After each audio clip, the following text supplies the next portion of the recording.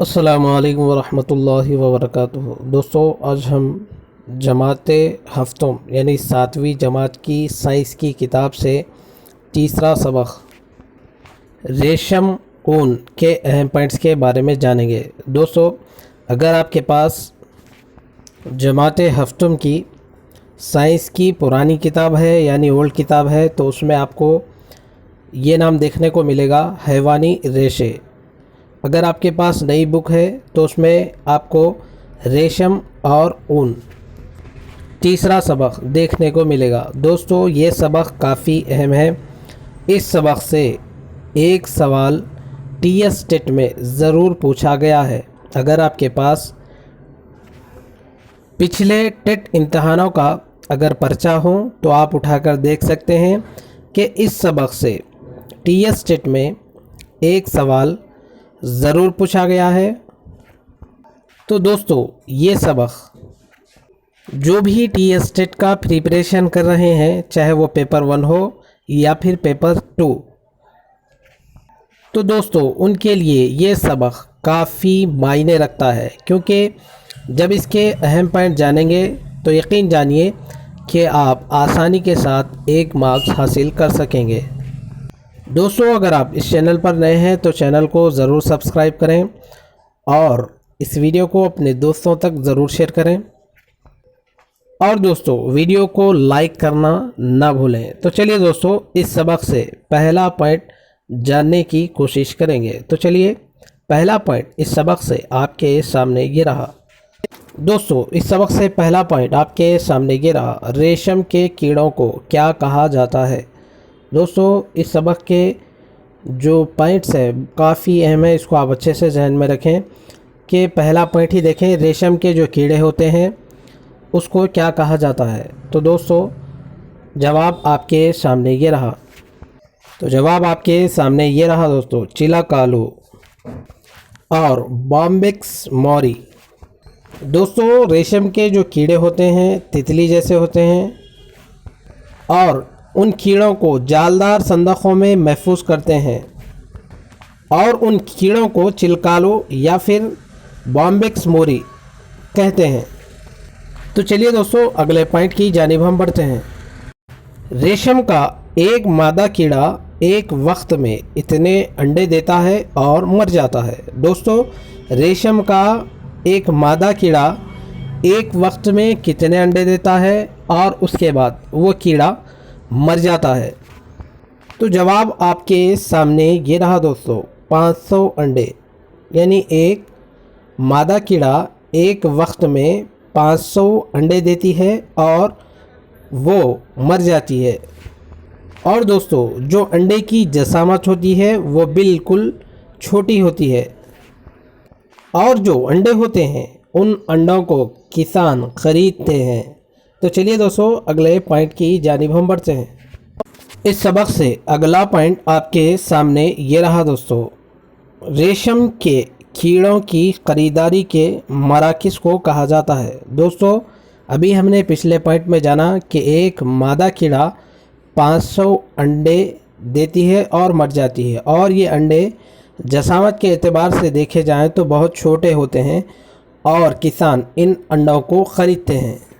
تو دوستو، اب یہاں پر سوال یہ ہے کہ ریشم کے جو کیڑے ہیں ان کیڑوں کی خریداری کے جو مراکز ہوتے ہیں، سینٹر ہوتے ہیں، ان مراکز کو کیا کہا جاتا ہے۔ تو جواب آپ کے سامنے یہ رہا دوستو، گرینیجز۔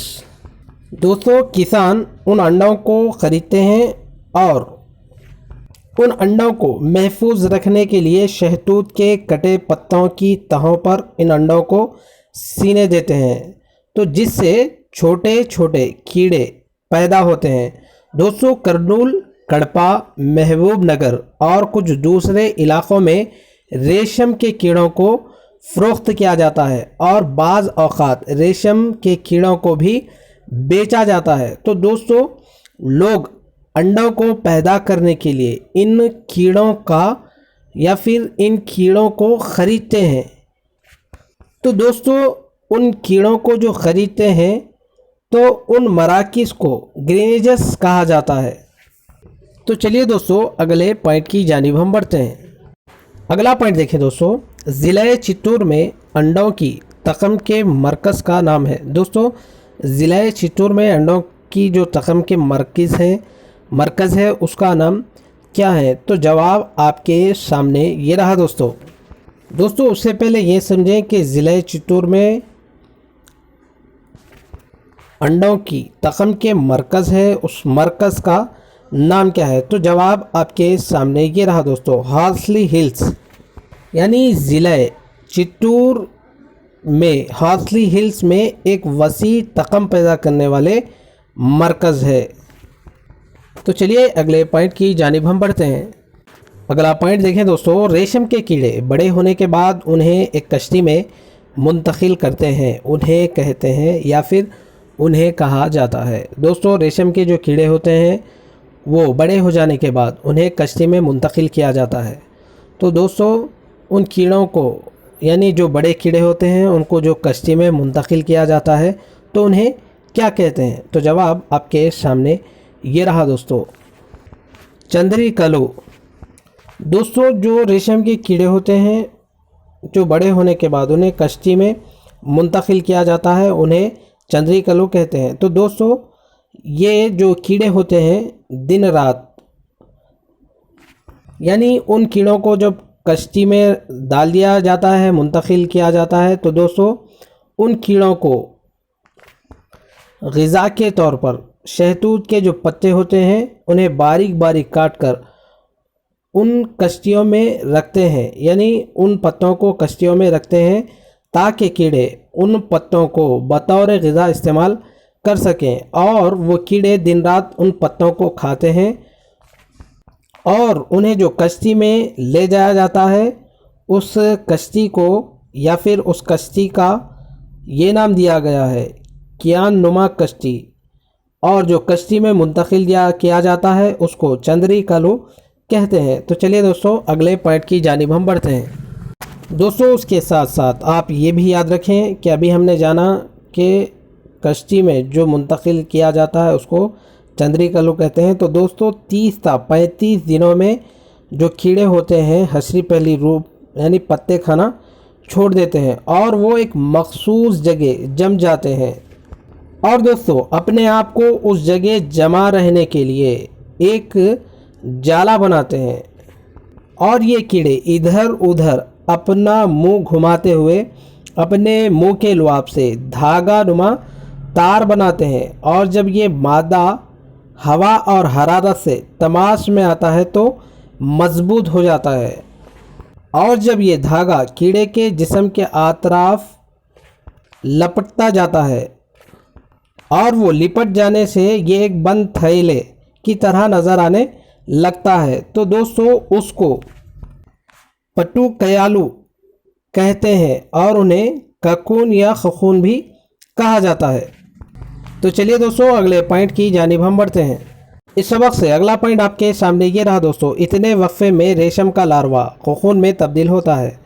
دوستو کتنے وقفے میں ریشم کا جو لاروا ہے وہ خخون میں تبدیل ہو جاتا ہے؟ دوستو ابھی ہم نے جانا کہ خخون کسے کہتے ہیں، تو جواب آپ کے سامنے یہ رہا دوستو، 1 مہینے، یعنی 1 مہینے میں ریشم کا لاروا خخون میں تبدیل ہو جاتا ہے۔